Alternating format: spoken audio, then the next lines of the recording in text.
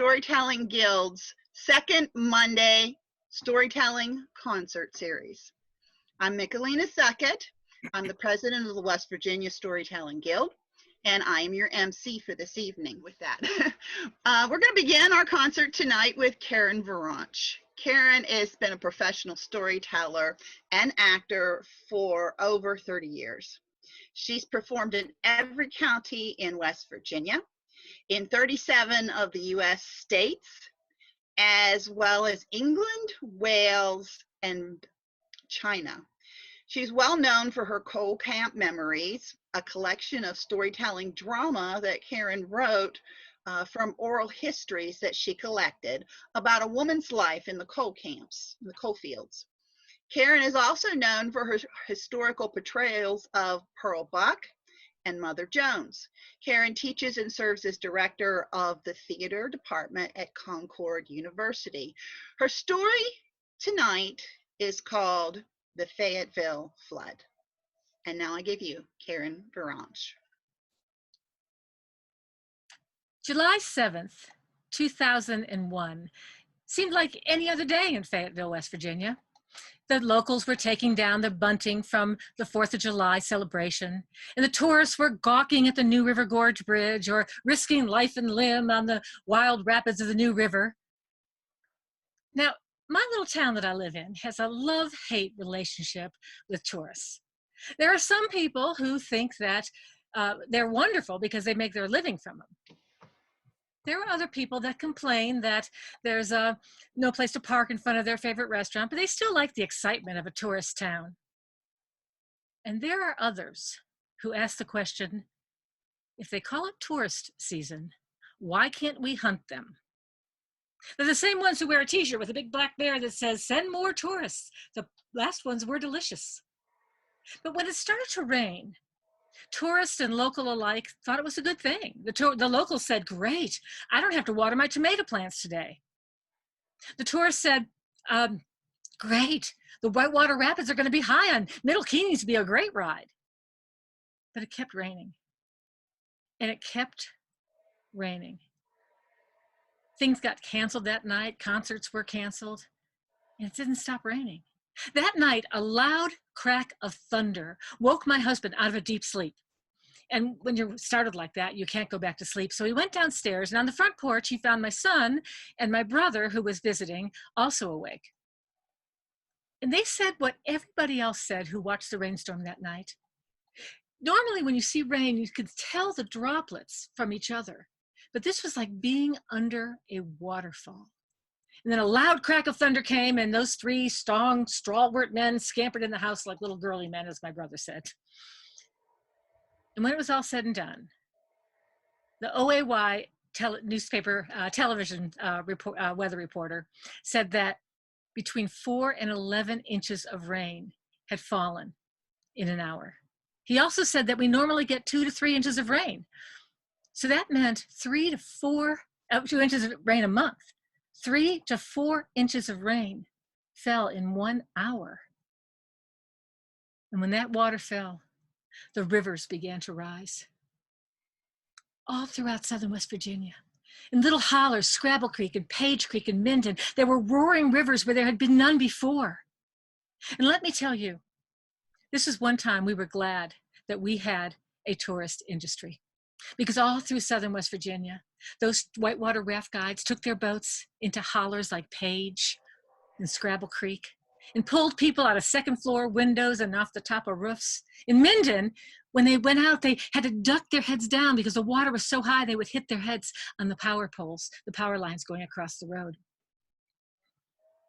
And when the water receded, southern West Virginia looked like a war zone.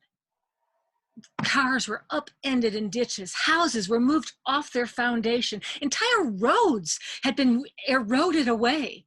Where the post office sat in Beckwith now was nothing but an empty slab of concrete. And this is when the real miracle started to happen, because people started to help. The Red Cross sent in 1,500 workers. The National Guard and the West Virginia Guard came. The North Carolina Baptist Men's Association sent in a crew of 500 workers. In fact, they camped not far from my house. There was a sign on the road that said NC Baptist Men. The only problem was the C looked like an O, and I thought it said No Baptist Men. And I thought the Baptist women were having too much fun. But locals began to help each other too. The Baptist church organized cleaning supplies and cleaning crews. The Fayetteville Presbyterian Church organized clothing and food and furniture. And the Methodist women started to cook.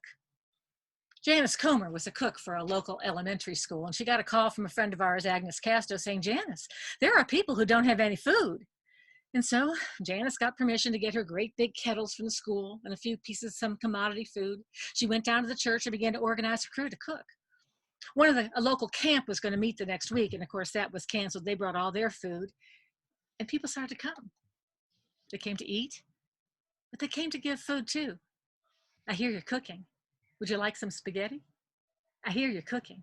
Would you like some pasta? I hear you're cooking. Would you like some ground meat? And all that week, they cooked, and they realized soon that there were people who couldn't get there. Why? Their Beckwith was completely cut off. They had put a pulley system over the road to send supplies into that little town. So, and Covington was not going to be stopped. She was in a wheelchair, but she was going to do her part. She took the orders, 23 dinners for Minden, 38 for Scrabble Creek. And so they began to feed people. Now, Janice would walk around and talk to everyone. And one time she saw a young man from the West Virginia Guard, and she said, and what's your job? I don't want to say, he said. No, what do you do for the National Guard? Well, I'm the cook, but your food is so much better than mine. I come here to eat. And her food was good. One time, Lita SQ came in with a great big grocery bag of 42 different kinds of barbecue sauce, not one of them the same.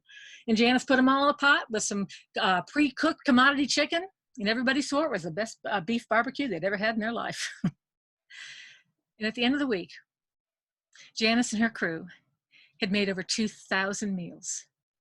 And never once did they have to go out and buy food. I hear you're cooking. Would you like some bread? I hear you're cooking. I have this to give you. And I thought that's what my story was about. Neighbors and strangers alike pitching in to help when help was desperately needed.